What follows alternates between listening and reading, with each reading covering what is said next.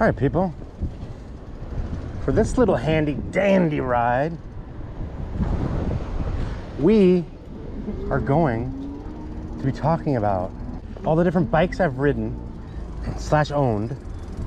And I'm gonna go through them here in a second. I'll tell you which ones I've owned and which one I've ridden. And what I've learned from them. So to start off with ridden, I've ridden about 35 electric bikes now. And let me just whip through them real fast.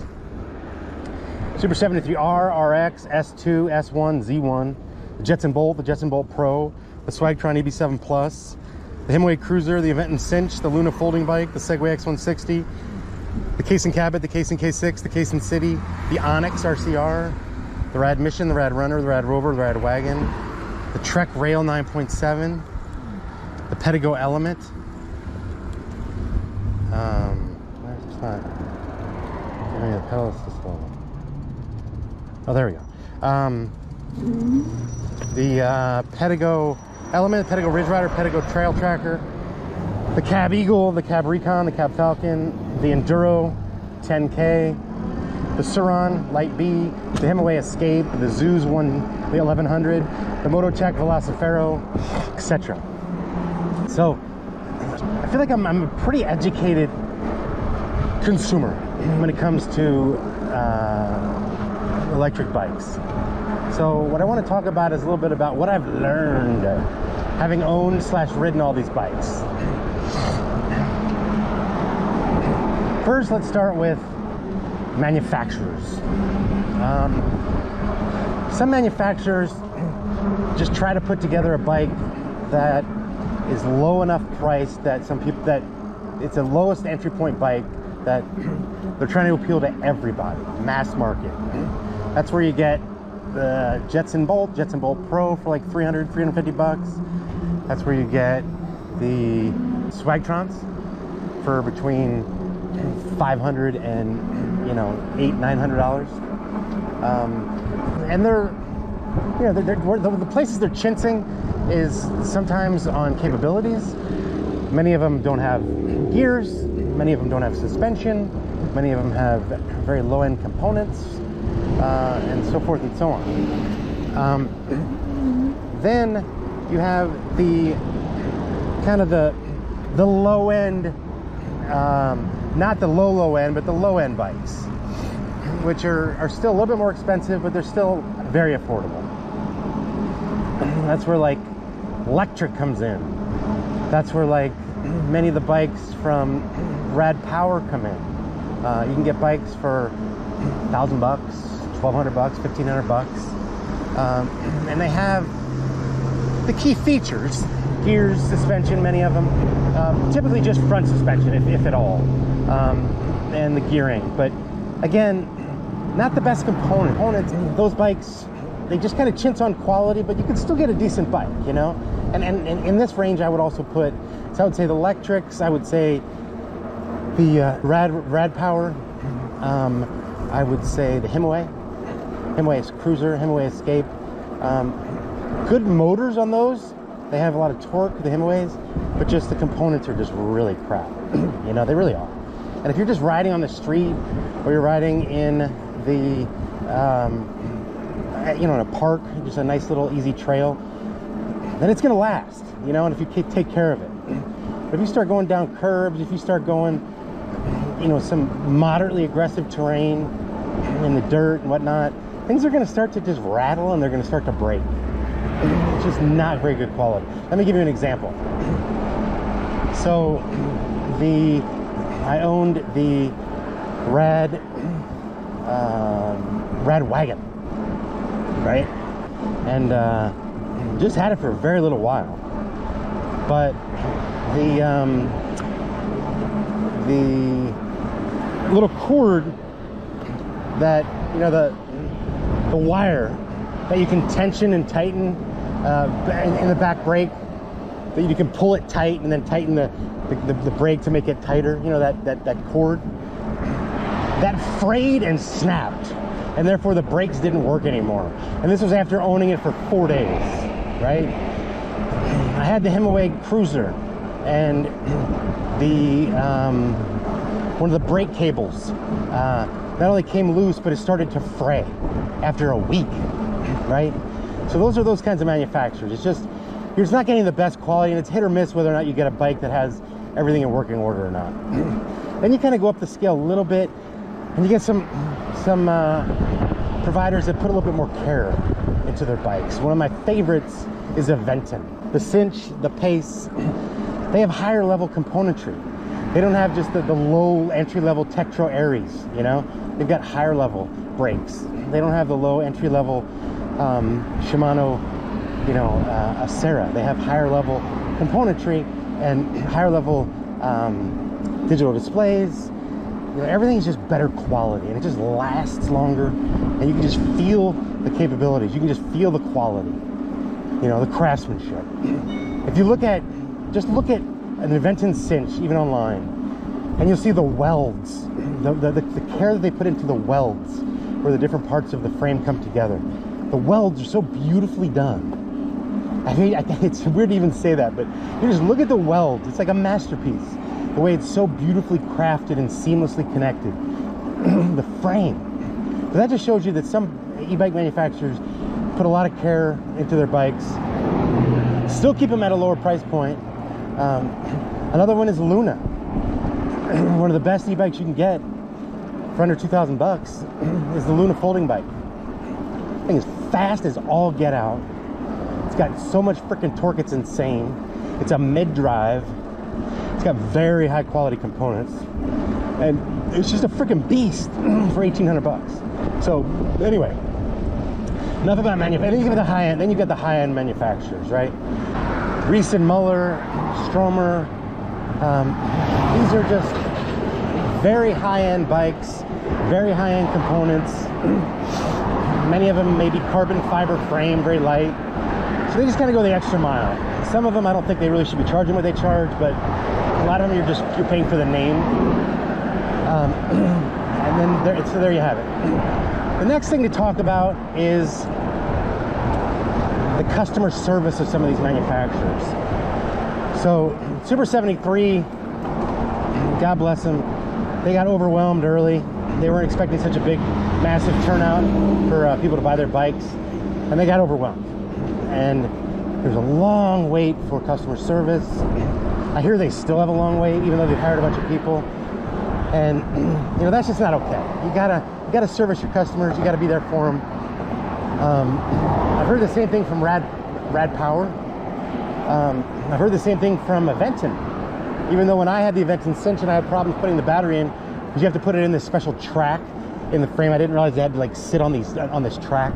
I called them and they answered, and they put me right in touch with somebody. So a lot of times it's hit or miss in like which day you call, but some of these manufacturers just frankly don't have enough people. One of the manufacturers I called, I can't remember who it was, they had somebody, they put me in touch with somebody in China, and I had to communicate with this person via Facebook Messenger, and there was like a 10-hour time difference, and I had to wait hours until the person woke up. And then they communicated with me at like 3 in the morning, and I had to wait. When I woke up and communicated back, they were already asleep. It was just this whole thing. So it's like, really, you don't have anybody local. And then you've got some manufacturers, like, for example, high-end, obviously, Cab Motorworks. You know, I own the Eagle, $7,000 bike. Granted, I'm paying a lot of money for it, but I mean, they go the extra mile. You know, I accidentally, not accidentally, of course I accidentally, I had a crash. I bent the rear sprocket or brake rotor, and they replaced it. I needed another seat. They drove one out to me, right? So I'm not saying they do that for everybody. I mean, granted, I've been doing some positive videos from them, and they're happy about them, but still, just that kind of like a, you know, a quick response, and then, you know, going the extra mile. So some manufacturers do that, and it's worth the weight in gold. You know, it's worth paying an extra for a bike. Let's talk about tires. So a lot of bikes come with, you know, the standard, like, how am I gonna put this? The Super 73 type, you know, e-moto bikes, right? Most of them come with a 20-inch by 4 fat tire, That includes like the Aerial Rider Grizzly, the 52 volt, the Rad Rover, but that's actually a 26 inch. Just, you know, there's a lot of bikes. Coast Cycles, Luna has many of them. You know, there's a lot of bikes in the 20 by 4 inch range. And that means it's 20 inch wheel slash tire, 4 inches wide. And these are the big, you know, wide tire bikes, fat tire bikes. Having a fat tire gives you tremendous stability. You can, just an example, you can ride, the average person could ride the bike with no hands. That just tells you how stable it is, as opposed to being on like a mountain bike where you have like a 1.5 inch to 2 inch wide tire and it's really hard. So that just gives you a simple understanding of how quickly it is to just, you know, enjoy the stability of those kinds of bikes. You also have, if you lower those tire pressures, there's so much surface area touching the ground, you could ride through sand. You know, you can ride through just gravel, it just doesn't matter. Grass. And there's comfort that goes with the 20 inch tire, 20 inch by 4.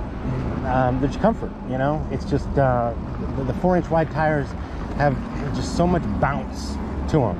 And even if you don't have suspension, you feel it. And that goes as far as the Himaway Cruiser, the Rad Rover.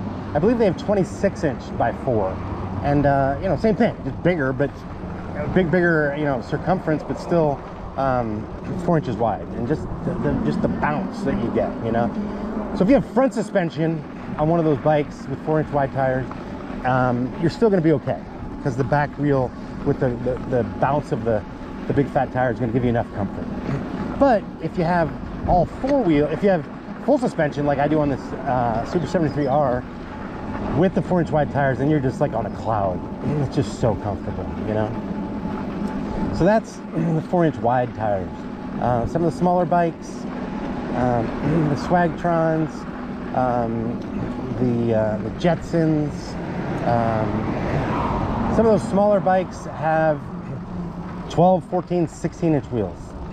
And a smaller wheelbase just means that typically it's not going to go as fast. You have to pedal a lot faster to get going faster. Bigger circumference lets you roll a lot faster. Also, what else? It doesn't give you as much stability when you have smaller wheels, because you have a smaller wheel base. It's just not as stable. I don't understand the geometry behind that, but that's just the truth. Then you have bikes like the Treks, you know, the high-end downhill bikes, mountain bikes, that have a 29-inch wheel, right? Just massive. Again, I'm not talking about the width anymore. Now I'm just talking about the size. Those wheels are huge, and the amount of speed you get, and the stability at that size, you know? So that's a little bit about tire size.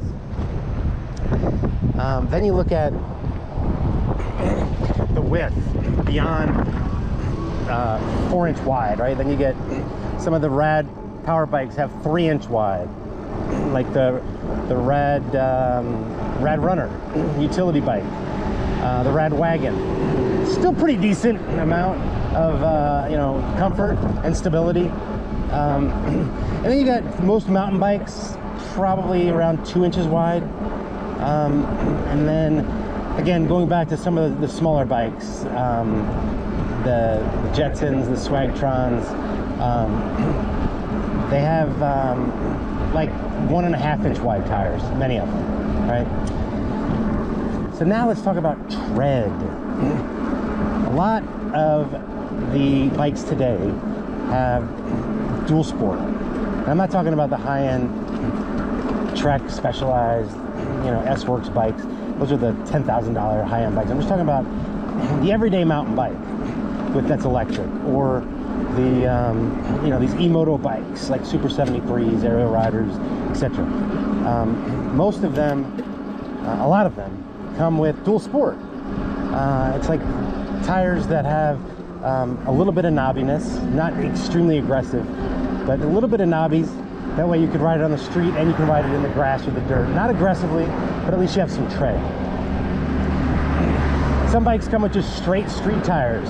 whether they're slicks or they've got just, you know, just a straight line pattern, you know, no knobbiness, right? And that's the Rad Runner Utility, the Rad Wagon, some of these bikes that are really meant more for the street. So that's a little bit about tread. The word on like Super 73, for example, they have what they call the Badger tires, BDGR. They call them dual sport, but really they're like an aggressive street tire. You know, they don't have a lot of tread, but they have some. But it's not very, you know, off-road worthy. And so you slip and you slide. So that's an example of kind of a hybrid tire that doesn't necessarily have the grip you need. If you're going to do any multi-terrain at all, I would advise to get some light knobbies. Kind of like these right here that I bought. They're called Chow Yang. They're rebranded by Mongoose. You probably heard of Mongoose. These are just like very light knobbies, but you can see how it gives you a little bit of extra grip in multi-terrain, right? So if you buy, regardless of the bike you buy, if it comes with street and you want to have a little bit of more grip, whether it be on the street or multi-terrain, buy something with a, you know, a little bit more you know, tread, like that tire I just showed you. And then, you know, you got the heavy duty mountain bikes with you know, heavy duty off-road tires. Sometimes the tires are going to look really aggressive and knobby, and you're going to think you're going to get tremendous grip. But also you need to keep in mind, you want the grip and the knobbies to extend onto almost the sidewall a little bit. If it's just on the top part of the tire, then you're not going to get a lot of turning grip. You know what I mean? You want some knobbies almost on the edge of the tire, you know, the sidewall. When it's there, when you go around a turn, you're still having grip, you know? So that's just something to think about. Okay, now let's talk about folding bikes. A lot of people think a folding bike, oh my goodness, the bike actually like folds in half. It obviously doesn't have, you know, a lot of stability and durability, and it's, you know, it's got failure points where it folds and all that. You would think so, but I tell you, manufacturers do a really good job. There's so many different folding bikes on the market today, and I tell you, like, I've tested many of them, and they do a pretty damn good job of building in these really strong, you know, components that secure the word folds in place. When you put it back out and you lock it in place, the components are really strong and really durable. And dare I say, there really are no failure points on those bikes. So folding bikes, don't be worried about a folding bike. It's even if you're not going to need the folding mechanism, and you're never going to fold it, like you're not going to put it in the trunk of your car or anything, just the fact that it is a folding bike makes it cheaper. They're all cheaper. It's going to be just as durable as a regular bike that doesn't fold. But you can get some you know, pretty decent bikes that fold. You know, it's definitely worth looking at. And again, I talk about the Luna folding bike, the Aventon Cinch, frankly the Swagtrons, the EB7 Plus, for example, folding bike, very light. It's like $700. It's like one of the best bikes. It's amazing. And I'm 6 foot and I rode it, and it's not a problem. So don't be afraid of folding bikes at all. Definitely consider them, even if you're not going to need the folding mechanisms. Like the Aventon Cinch I've had for a long time, I never folded it once. I didn't need to. Same thing with the Swagtron. I just, you know, it was a folding bike. I bought it because it was cool looking, because it was light, and I liked the bike, and it was cheap because it was a folder. But I never folded it. I didn't need to. So don't get a folding bike just because you need to fold it. Sometimes get a folding bike because you can get a pretty decent bike at a pretty decent price.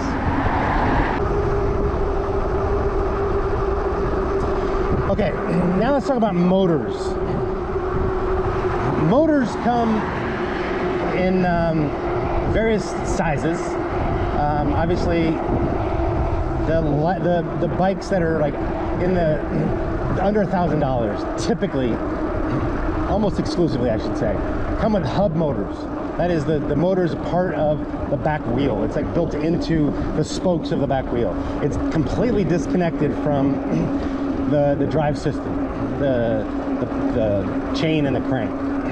And because it's in the rear wheel and it's just powering the rear wheel, not the actual crank itself, it doesn't typically, there are exceptions, it doesn't typically give the bike as much torque or as much power as a mid-drive.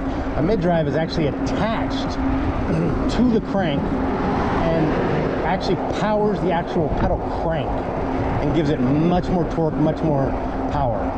And it's in the middle of the bike instead of the back of the bike.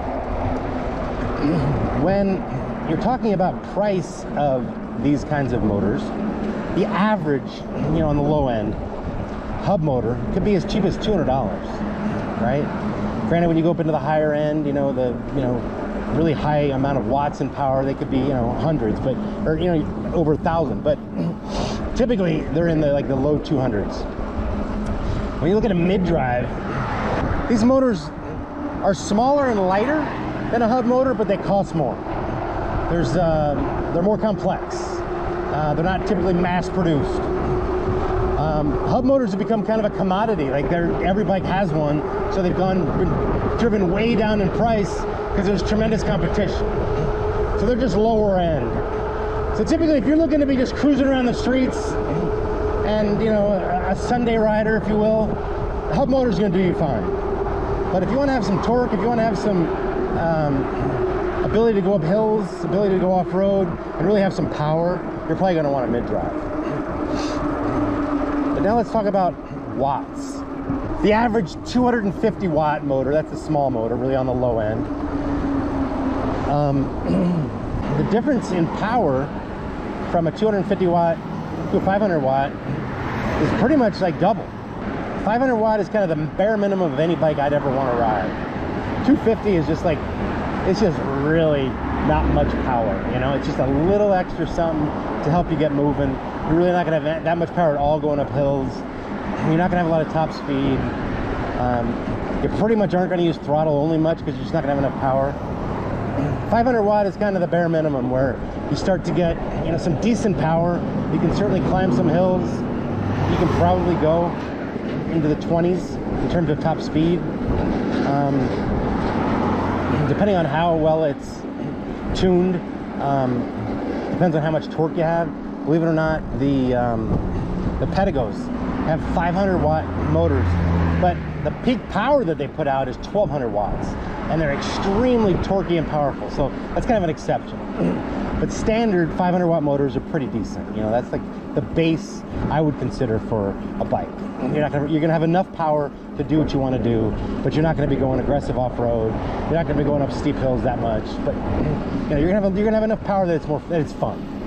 750 watt to 1,000 watt, you start getting into some really fun performance levels. Can pull you through most terrain, can pull you up steep hills.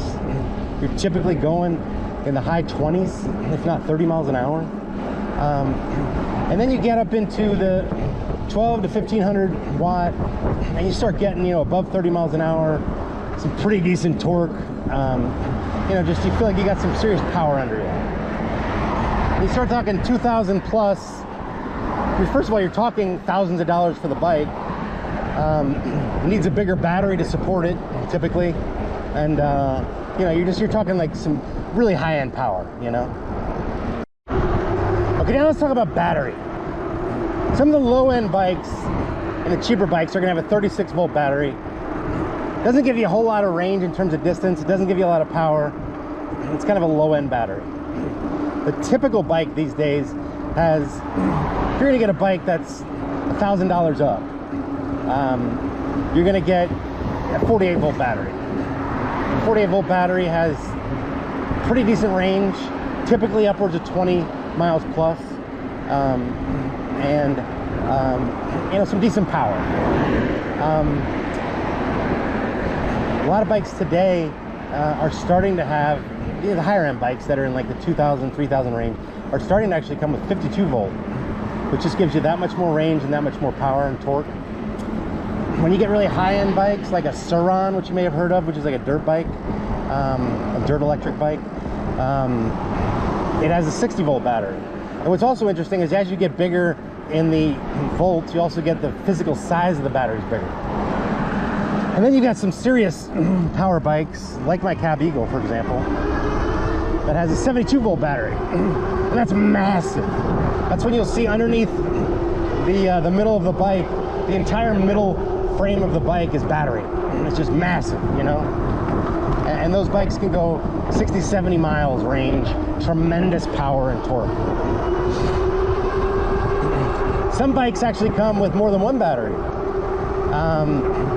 The Area Rider Grizzly, for example. There are other bikes that are escaping me at the moment, but a lot of bikes are coming with dual batteries. So whether they run concurrently or in succession, and you can flip from one to the other, it just gives you a tremendous range and more power, you know? I would personally never buy a bike with a 36 volt battery. 48 is kind of the minimum for me. When it comes to batteries, there's various metrics that you want to be conscious of. First is the volt, we just talked about that.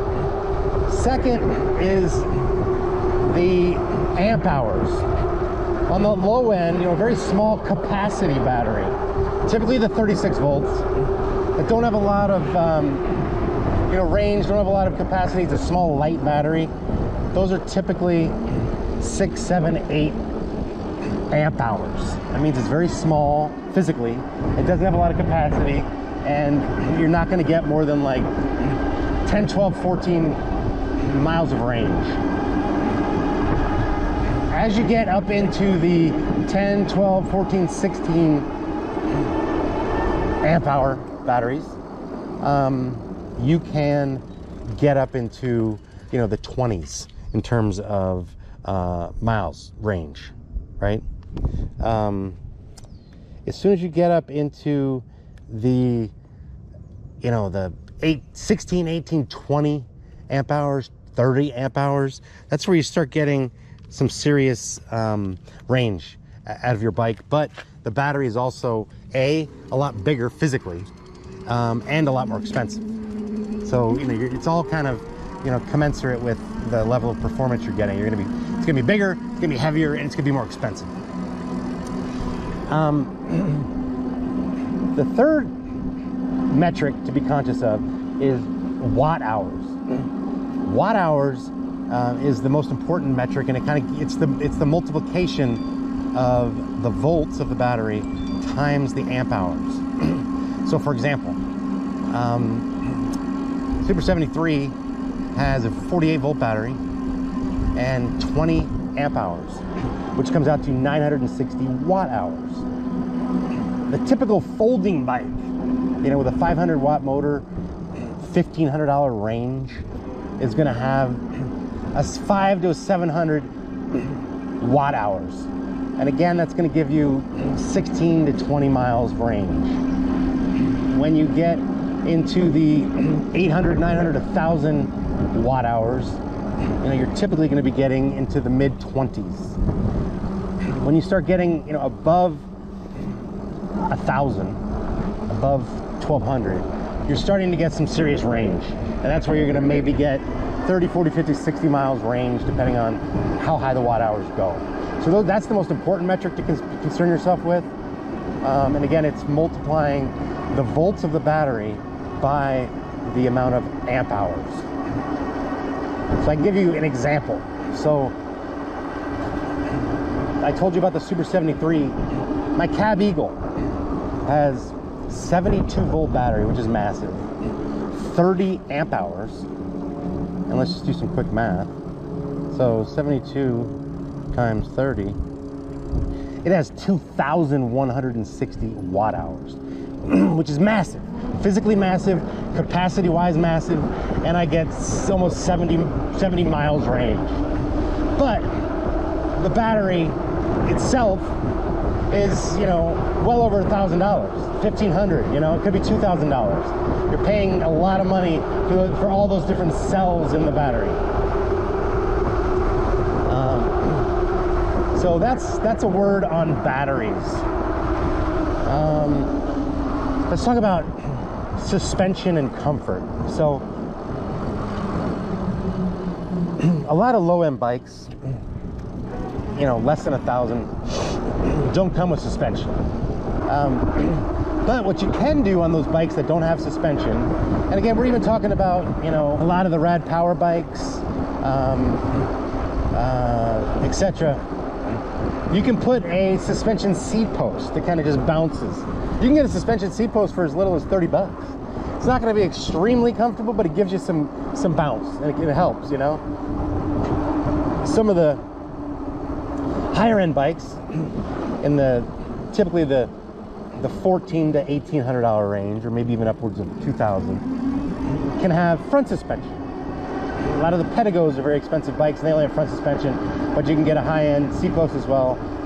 Pedagos aren't really the best example, but an Aventon Cinch, a Hemway Cruiser, the rad power bikes, a lot of them have front suspension. A lot of hardtail mountain bikes, you know, $1,500 to $3,000 have front suspension, and you can get a $250 really high-end compression seat post, suspension seat post, that gives you a lot of comfort. It kind of mitigates the fact that you don't have rear suspension, and those are, you know, companies like Connect. It's like a $250 suspension seat post, and you know, you can take a normal bike, put that on there, and all of a sudden you've got like a full suspension bike that feels extremely comfortable.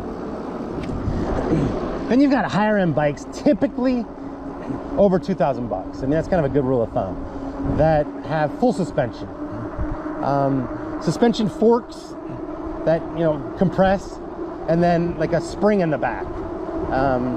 And it just gives you a lot of bounce, you know? It's like riding one of those little horsies when you're a kid with the springs. It just bounces up and down. That's kind of what it's like. And going over dirt, going over rocks, going over curbs, going over gravel, it's just so much more comfortable, you know?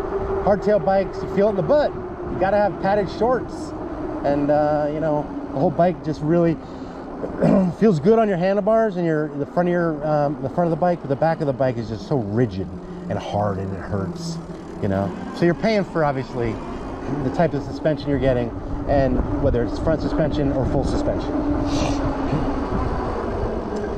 But there's also the different types of full suspension. You know, high-end bikes, Surons, the Segway bikes, you know, the big electric dirt bikes, are the Enduros, the Cab Motorworks. They've got really robust, beefy, almost motorcycle style coil springs in the back, typically from a company called D&M that's very high end, and they just have insane bounce and you know, compression. It's all about how much travel the spring has from when it's fully extended to when you crunch it all the way down, like you're sitting on it all the way, or you're going over a big bump and it compresses all the way. The amount of travel from when it's not compressed at all to when it's fully compressed, that is kind of the determinant of how aggressive and how high end the spring is. You want the travel to be as high as possible. And a lot of bikes in the high end will tell you it has X number of millimeters of travel, right? That's what that's telling you. Anyway, hope this helps. I'm always willing to, you know, answer some questions. If you have any questions, you want to put it in the comments. I'll do my best to get back to you with an answer. And hope it helps. Hope it gives you some information. Haters will hate. I guarantee I get some haters for this, but I honestly don't care, because I'm just trying to help people, right? And I do have limited knowledge, but I have more knowledge than the average person. And take what I'm saying as fact. Anyway, hope it helps. Hope helps you make a decision. Like and subscribe. Thanks for watching. Ask me any questions. I'll try to get back to you. And just appreciate it. Thanks for the loyalty. God bless. Peace out.